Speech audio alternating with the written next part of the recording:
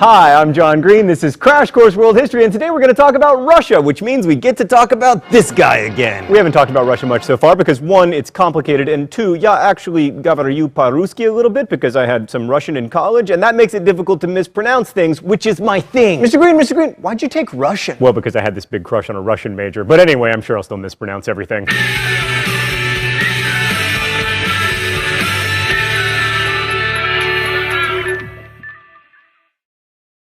So today we're going to talk about persistent stereotypes about Russia and how Russia came to take its current shape, a turn of events we owe largely to the Mongols. But before we talk about the Mongol conquest of Russia, let's discuss exactly what got conquered. So before there was a Russian Empire or even a Russian kingdom, there was the Kievian Rus. We know Kiev was a powerful city-state, but who exactly founded it is a subject of debate. Most historians now believe that the settlers of Kiev were Slavic people who migrated from around the Black Sea, but there's an older theory that the settlers of Kiev were actually like Vikings. That theory goes that Vikings came down to Kiev from rivers like the Dnieper and founded a trading outpost similar to ones they founded in Iceland and Greenland, which is an awesome idea and everything, but Russian, the language that developed from what the Rus spoke, sounds a lot more Slavic than it sounds, Swedish. To illustrate, here is a Swede fighting a Russian over who founded Kiev. Kiev был основан славянскими предками Руси. Nej, helt klart Kiev grundades av svenskarna. Right. Okay, so trade was hugely important to Kiev. Almost all of their wars ended with trade concession treaties, and their law codes were unusually devoted to the subject of commerce. The Rus traded raw materials like fur, wax, and also slaves. We're not going to venture into the astonishingly intense etymological debate over whether the word Slav derives from the Latin word for slave, because there is nothing more terrifying and verbose than an etymologist flame war. But yeah, the Rus traded slaves. They also relied upon agriculture, and your relationship to the land determined both your social status and your tax burden. And if you ever fell into tax debt, which a lot of peasants did, then you became bonded to the land you farmed for the rest of your life. I guess that slave-like dynamic is okay as a model for social organization, but if you step on the proletariat for too long, you might end up with a communist revolution, but I'm getting way ahead of myself. A couple more things about Kiev. First, the ruler of Kiev was called the Grand Prince, and he became the model for future Russian kings. Also, the early Grand Princes made a fateful decision. They became Byzantine Christians. According to legend, Prince Vladimir chose to convert the Rus to Byzantine Christianity in the 11th century. He purportedly chose Christianity over Islam because of Islam's prohibition on alcohol, saying, "Drink is the joy of the Russian." Anyway, the Kievian Rus eventually fell in 1240 when these guys showed up and replaced them. By that time, the Rus had been at war with pastoral nomads for centuries, from the Khazars to the Pecheneg to the Cumans, and they were tired, which made them easy targets. The period of Mongol rule over Russia is also known as Appanage Russia. An appanage is a princedom, and this period basically featured a bunch of Russian princes vying for control over territory, which is not a recipe for political stability or economic growth, another theme that will reemerge in Russian history. By the way, I'm describing all of this as Russia, even though if you did that in the 13th century, people would look at you funny. They'd be all like, "What do you mean Russia? Also, where'd you get those pants? And all those teeth? You smell pretty." Right, so to discuss how important the Mongols were to Russia, let's go to the thought bubble. The Mongols did set up the Khanate of the Golden Horde in Russia, but it didn't leave much lasting impact on the institutions of the region, which had already been set up by the Kievans. But they did bring about a population shift, away from the south, where Kiev was, toward the northeast. This was partly to get away from the Mongols and their massacring, but that noted, the Mongols were comparatively light rulers. They were happy to live in their yurts and collect tribute from the ever-bickering Russian princes, and all the princes had to do in exchange for their relative freedom was recognize the Mongol Khans as their rulers and allow the Mongols to pick the Grand Prince from among the Russians. Perhaps most importantly, Mongol rule cut the Russians off from the Byzantines and further isolated them from Europe, leaving Russia not Byzantine, not European, and not really Mongol either, since they hated the Mongols and generally believed that the Mongols were a scourge sent from God to punish them for their sinfulness and everything. But the Mongols did help propel Moscow to prominence, and in doing so, created the idea that this was Russia. And as an aside, they also did what Napoleon, Hitler, and many others couldn't.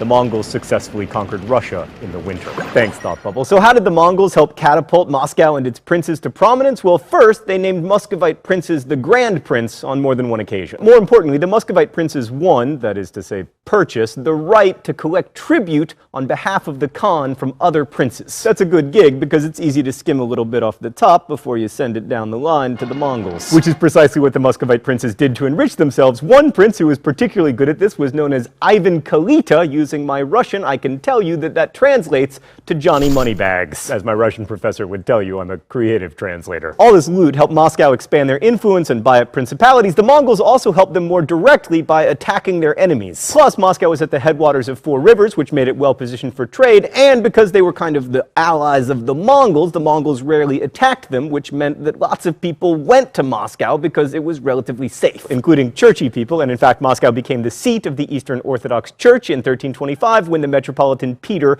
moved there. So you might think that the Muscovites would be grateful for all of this help from the Mongols. But you would be wrong. In fact, as the Mongols' position weakened in Russia in the latter half of the 14th century, one of Moscow's princes, Dmitry Donskoy, made war on them and inflicted the first major defeat of Mongols in Russia at the Battle of Kulikovo Field. This showed that the Mongols weren't invincible, which is always really bad for an imperial force. Plus, it made Moscow look like the hero of the Russians. And that helped strengthen the idea of a unified Russia, just as you'll remember the Persians helped unify the Greeks a long time ago. Aiding this growth was stability, which Moscow owed largely to luck. Muscovite princes usually had sons, which allowed them to have successors. In fact, there was only one major succession struggle, and it was between 2 blind guys named Basil. That's not a joke, by the way. Oh, it's time for the open letter?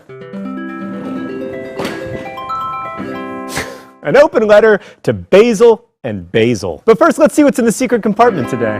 Oh, it's Grizzlore. Yeah, I guess that is kind of how the Russians saw the Mongols. Dear Basils, the 15th century Muscovite civil war was insanely complicated, but it culminated with you guys essentially blinding each other. First, Basil II, the eventual winner of the civil war, had Basil the Cross-Eyed blinded, because being cross-eyed wasn't bad enough, and that was seen as the end of the political career of Basil the Cross-Eyed. But then Basil the Cross-Eyed's brother tracked down Basil II, and he was like, "I'm gonna blind you back!" And of course everybody thought that would end Basil II's political career, but they were wrong. It turns out you can rule Russia like a boss even if you're blind. Best wishes, John Green. After Basil the Blind came the real man who expanded Moscow's power, Ivan III, later known as Ivan the Great. First, he asserted Russian independence from the Mongols and stopped paying tribute to the Khan, after the Khan had named him Grand Prince, of course. Then, Ivan purchased, negotiated for, or conquered multiple appanages, thus expanding Muscovite power even more. Ivan later declared himself sovereign over all Russians and then married the niece of the last Byzantine emperor, thus giving him even more legitimacy, and he took the titles autocrat and Tsar, which means Caesar. Basically, Ivan created the first centralized Russian state, and for doing that, he probably deserves the title the Great. And that would be a great place to stop, except then we wouldn't see the kind of absolute rule that characterized Russia for most of the rest of its history, even unto Putin.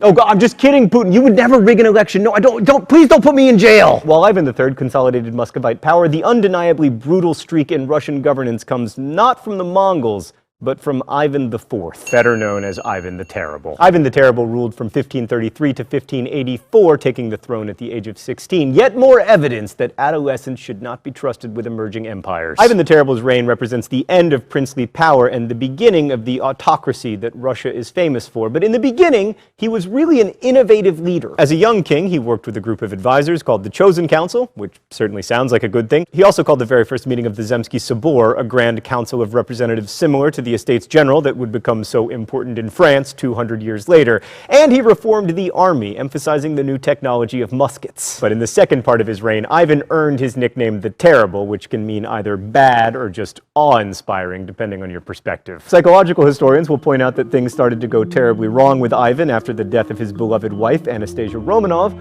or they might point to the fact that he enjoyed torturing animals when he was a kid. Regardless, Ivan set out to break the power of the nobility, the former princes and landowners called the boyars. They were the last link to princely rule, and after an odd episode that saw him briefly abdicate, Ivan returned to Moscow and declared that he had the right to punish all traitors and evildoers. To help him in this effort, Ivan created the Oprichniki, a corps of secret police who rode around on black horses wearing all black, whose job it was to hunt down and destroy any enemies of the Tsar. See also Nazgul and Dementors. So this was the first of Russia's purges, and over the latter half of Ivan's reign, whole towns were destroyed. It was in effect a civil war, except with no resistance. One historian called it a civil massacre. In the end, Ivan the Terrible established absolute control of the Tsar over all the Russian people, but he also set the precedent of accomplishing this through terror, secret police, and the suspension of law. And that would echo through the ages of Russian history. I mean, until Vladimir Putin heroically put an end to it. His little eyes.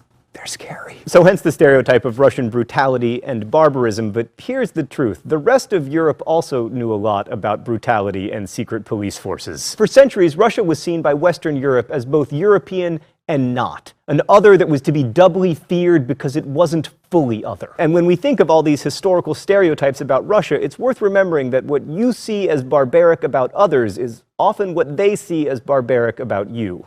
Thanks for watching. I'll see you next week. Crash Course is produced and directed by Stan Miller. Our script supervisor is Danica Johnson. The show is written by my high school history teacher, Raoul Meyer, and myself, and our graphics team is Thought Bubble. Last week's phrase of the week was nobody's business but the Turks. If you want to suggest future phrases of the week or guess at this week's, you can do so in comments, where you can also ask questions related to today's video that will be answered by our team of historians. Thanks for watching Crash Course, and as we say in my hometown, don't forget to be awesome.